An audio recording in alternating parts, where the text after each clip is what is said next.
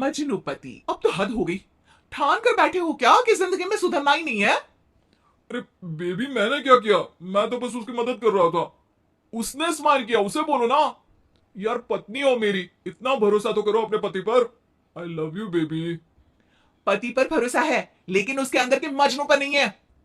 अब इतने क्यूट पति को तुम्हें संभाल कर तो रखना ही पड़ेगा ना। मेरा क्या कसूर बेबी। ओह, बस हाँ, ये क्यूट वाला नाटक ना मुझ पर नहीं चलेगा। और जो भी क्यूटनेस है, प्यार है, वो सिर्फ मेरे लिए है। ये छिछोर पति छोड़ दो। शीनू और चीनू की शादी को 1 साल हो गया।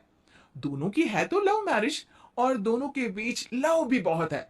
लेकिन उस लव की ट्विस्ट कुछ अलग ही है, जो आप देख ही सकते हैं। ओए, छिछोरा मत बोलो। इज्जत बहुत है, किसी से भी पूछ लो। अगर कोई मुझे छिछोरा बोल दे तो। हाँ हाँ, बस सब जानती हूं मैं। इस पर शीनू किलसते हुए किचन में चली जाती है, जिसे देखकर चीनू भी हंसते हुए उसके पीछे पीछे चल देता है। क्या है, पीछा क्यों कर रहे हो? अरे अपने घर में घूम रहा हूं। तुम मेरे आगे आगे क्यों चल रही हो? उफ़ो, परेशान करके रखा है। देखना, एक दिन रोओगे मेरे लिए, फिर मेरी कदर मालूम होगी। अरे चल छूटी। इसी तरह दिन बीतते हैं, और दोनों की नोक झोंक के साथ हंसी खुशी लाइफ चल रही होती है। एक दिन दोनों शॉपिंग के लिए मॉल जाते हैं।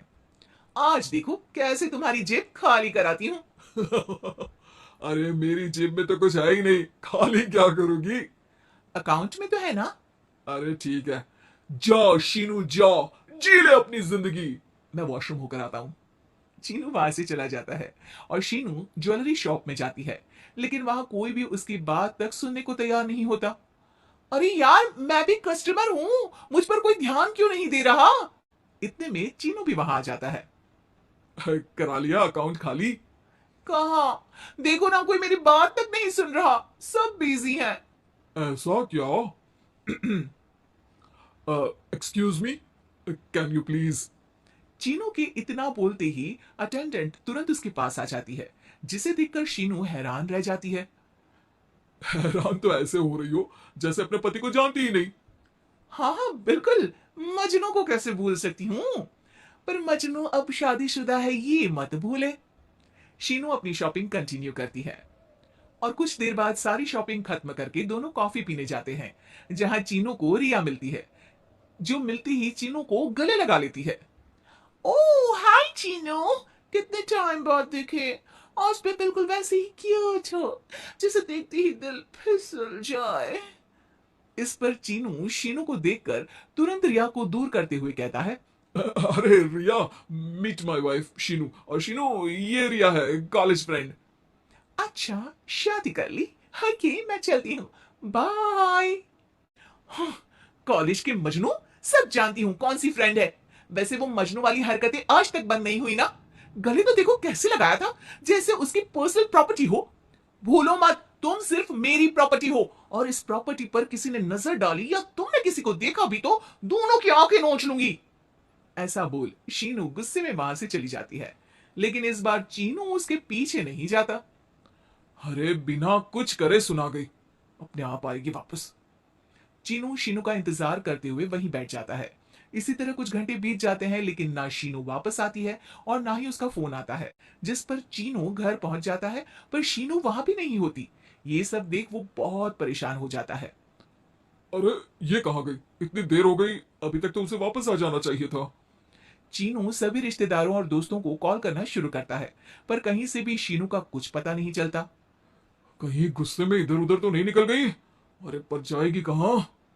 पूरा दिन बीत जाता है, लेकिन शीनू की कोई खबर ना मिलने पर अब चीनू उसे ढूंढने बाहर निकलता है। अरे कहीं उसे कुछ हो तो नहीं गया? नहीं नहीं, मेरी शीनू को कुछ नहीं हो सकता। कुछ समझ में नहीं आ रहा, कहाँ जाऊं, कहाँ ढूंढूं उसे। अब चीनू सभी पड़ोसी और आसपास के मार्केट में ढूंढ आता है, पर कुछ पता नहीं चलता। पूरा एक दिन बीत जाता है। चीनू परेशान होकर आसपास के सब अस्पताल में भी चेक करने लगता है, लेकिन हर जगह से हताशा ही मिलती है। मैंने क्या कर दिया? वो मुझे अच्छे से जानने के बाद भी मुझसे कितना प्यार करती है, और मैंने इस मजाक मस्ती में अपने प्यार को खो दिया। गुस्से में न जाने क्या कर बैठी होगी। अब उसे कैसे बोलूं कि मैं उससे कितना प्यार करता हूँ? लगता है मुझे पुलिस कंप्लेंट करनी चाहिए। चीनू के ऐसा बोलते ही उसके पीछे से आवाज आती है, कहा था ना एक दिन मेरे लिए रोगी तुम मजनू जी, पता चल गई ना पत्नी की कदर। शीनू को देखते ही चीनू तुरंत उसे गले लगा लेता है। कहाँ थी तुम? पता भी है मेरा हाल क्या हो गया? अगर मुझे टेंशन में कुछ हो जाता तो? वैसे तुम थी कहाँ?